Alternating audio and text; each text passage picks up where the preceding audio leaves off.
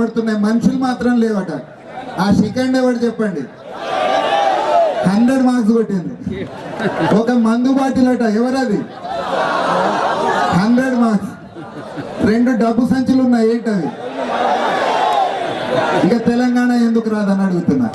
Friends, నిజంగా తెలంగాణ సమాజంలో ఈ ద్రోహులేంటి అనేది స్పష్టమైన అవగాహన ఉంది.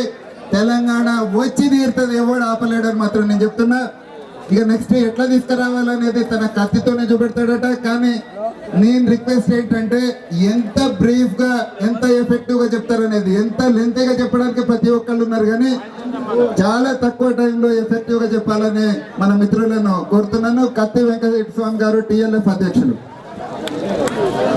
సభకు నమస్సులు. ఒక్కటే నినాదం, कांग्रेस को खत्म करो, टीडीपी की दफन करो, వైఎస్ఆర్ को फेंक दो, తెలంగాణ हासिल करो. దీనికోసం వారి ఫిరంగులు మోగిన, బాంబుల వర్షం కురిసిన, నెత్తుటి ఏరులు మారిన, కత్తులు దూసుకుపోయిన, ఎత్తిన జెండా దించం, తెలంగాణ సాధిస్తామని తెలియజేస్తూ అవకాశం ఇచ్చిన పెద్దలకు ధన్యవాదాలు. జై తెలంగాణ. అద్భుతమైన మెసేజ్ అంత షార్ట్ పీరియడ్ లో ఇచ్చాడు. నిజంగా ఇట్లా చేస్తే మాత్రం చాలా మంది 82 మంది స్పీకర్స్ ఉన్నారు మన ముందు, వాళ్ళందరినీ కూడా తక్షణం కంప్లీట్ చేయడం కూడా కుదురుతుంది. వెంకటేష్ గారు మన ఇంజనీర్స్ జేఏసీ చైర్మన్ వెంకటేశం గారు కూడా మాట్లాడాల్సిందిగా రిక్వెస్ట్ చేస్తున్నా.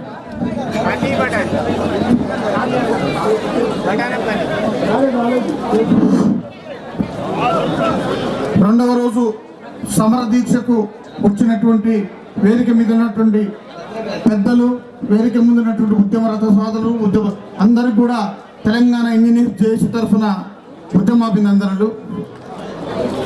నేను ఒకటే చెప్తున్నాను, ఆంధ్ర పాలకులారా, ఆంధ్ర మేధావులారా, మీరు ఆనాడు తమిళనాడు నుంచి ఏదైతే మీకు నిధులలో నీళ్లలో అన్యాయం జరిగిందని 40 సంవత్సరాలు మీరు పోరాటం చేసి బయటకు వచ్చినప్పుడు, అది మీది న్యాయమైనప్పుడు, అదే మీ తెలంగాణ ప్రజలు 60 సంవత్సరాల నుంచి మాకు నీళ్లు నిధులు ఉద్యోగాల్లో అన్యాయం చేసిందని చెప్పినప్పుడు మాకు ఎందుకు న్యాయం కాదని చెప్తున్నాను. ఇంకొకటి చెప్తున్నాను, అదే తమిళనాడు ముఖ్యమంత్రి రాజాజీ గారు 1 డే కూడా మీరు ఇక్కడ తమిళనాడు ఉండాల్సిన అవసరం, షట్ అవుట్, మీరు వెళ్ళిపోండి, మీ రాష్ట్రానికి వెళ్ళిపోమని చెప్పింది నిజం కాదా అని చెప్పి అడుగుతున్నాను. ఆ రోజు మీకు తమిళనాడు మీరు మద్రాసును రాజధాని అడిగితే మీరు కర్నూలులో టెంట్లు పెట్టుకొని ఉన్నారు, మా హైదరాబాద్ మీద కన్నేశారు. మీరు ఇప్పుడు చెప్తున్నారు ఏదో అభివృద్ధి చేశారని. ఒకటి చెప్తున్నాను, మీరు ఆ పరిస్థితి రాకముందే దయచేసి ఈ 4.5 కోట్ల ప్రజల ఆకాంక్ష హైదరాబాద్ తో కూడినట్టు తెలంగాణను మీరు వదిలి వెళ్ళండి. మీరు ఒకవేళ మీకు రాజధాని కట్టుకునేంత వరకు మా దగ్గర మా తమ్ముల లెక్క కూడా మీకు ఆదరిస్తామని చెప్తున్నాను. దయచేసి అది కనుక చేయకపోతే తమిళనాడుకి ఏ విధంగా అయిందో మీకు అదే విధంగా అవుతుంది.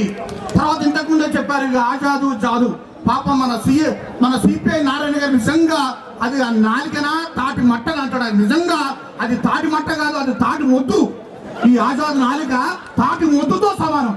ఇక వాళ్ళు అన్నారు సాధ్యమైనంత వరకు త్వరలో పరిష్కారం చేస్తామన్నారు.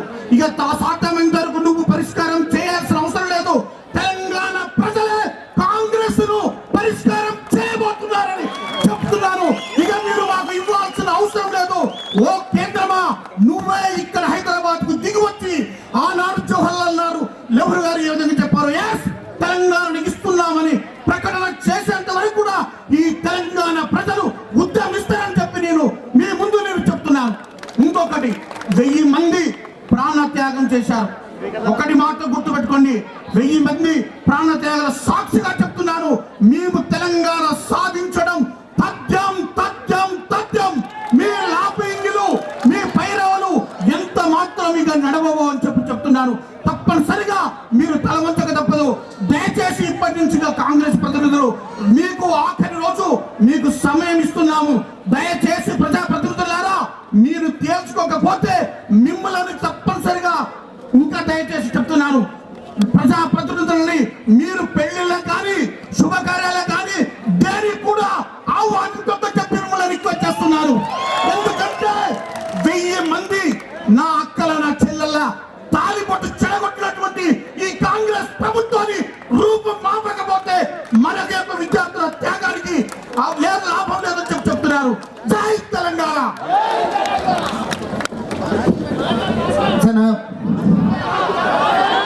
ఇప్పుడు